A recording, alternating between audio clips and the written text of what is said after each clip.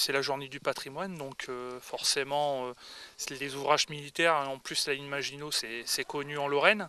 Et on voulait visiter cet ouvrage par rapport, pour revivre un peu ce qu'a pu vivre en fait les militaires de l'époque. Donc c'est vraiment un ouvrage impressionnant. On trouvait que c'était intéressant de pouvoir voir un peu l'intérieur de ces édifices devant lesquels on passe régulièrement à vélo quand on va se promener. Et du coup, c'était l'occasion de montrer, pour nous déjà, puis pour montrer aux enfants un petit peu la culture de la région.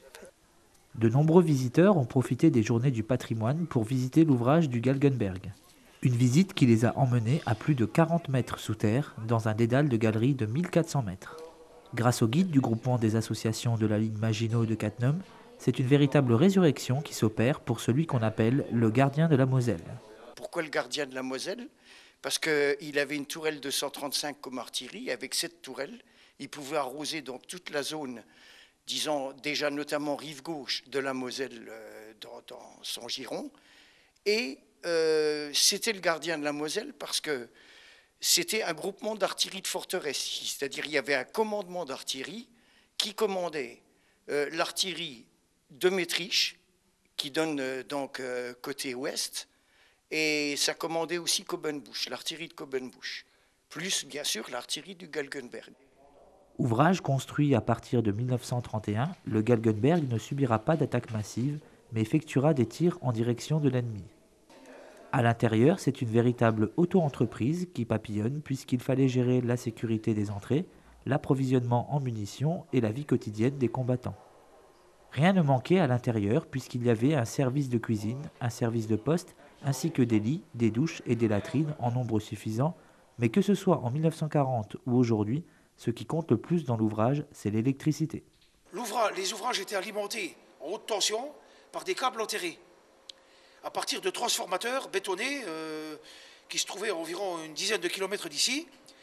Alors bien sûr, en cas de bombardement, ces câbles auraient été très rapidement déterrés et coupés. Alors bien sûr, on avait prévu d'être autonome. Alors dès qu'il y avait une alerte, on lançait tout de suite un moteur, on le laissait au ralenti, prêt à lancer et à coupler sur le réseau en cas de coupure. Voilà, alors c'est des moteurs diesel, donc si vous voulez, c'est un moteur type marine. C'est la technologie qu'on avait à l'époque, hein. Donc c'est 3 cylindres, ici c'est 3 cylindres. Sa consommation est de 20 litres à l'heure.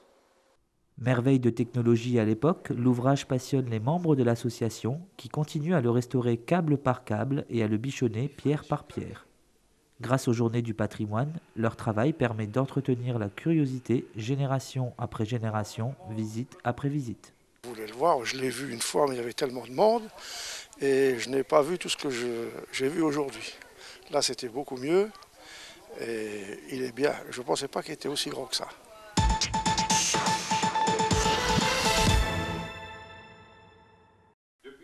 C'est également un travail de mémoire qui entretient la flamme des membres du Souvenir français. Réunis autour du monument aux morts de Cattenom après une messe qui leur est dédiée, le Souvenir français ne faillit pas dans sa mission, décorer les tombes des soldats et émettre un devoir de mémoire auprès des jeunes générations. Les enfants vont participer à déposer des fleurs sur le monument, de préférence un jeune la fleur bleue, l'autre jeune la fleur blanche et la troisième la fleur rouge. Aujourd'hui, nous avons eu une personne, une jeune, qui pour la première fois a rendu hommage à son arrière-grand-père, qui est ni plus ni moins le fondateur du Souvenir français de Cattenom. Pour donner plus de relief à cette cérémonie, le comité aime aussi avoir de la musique en live et cette année, c'est l'harmonie de Maetriche qui a été choisie. C'est une chose très importante parce que on pourrait jouer la sonnerie aux morts et l'hymne national avec une cassette. Rien de plus beau qu'une harmonie, c'est pour ça que nous avons choisi une harmonie qui connaît bien son travail. On aurait tant aimé avoir l'harmonie municipale, ce qui est tout à fait logique, de Cattenom, mais il y a eu des imprévus, des refus, et ça n'a pas bien été en marche avec ce que nous avons demandé. Tous les ingrédients étaient réunis pour faire de cette journée un grand moment d'émotion à partager avec les officiels et autorités civiles, mais surtout avec un public qui chaque année est de plus en plus nombreux.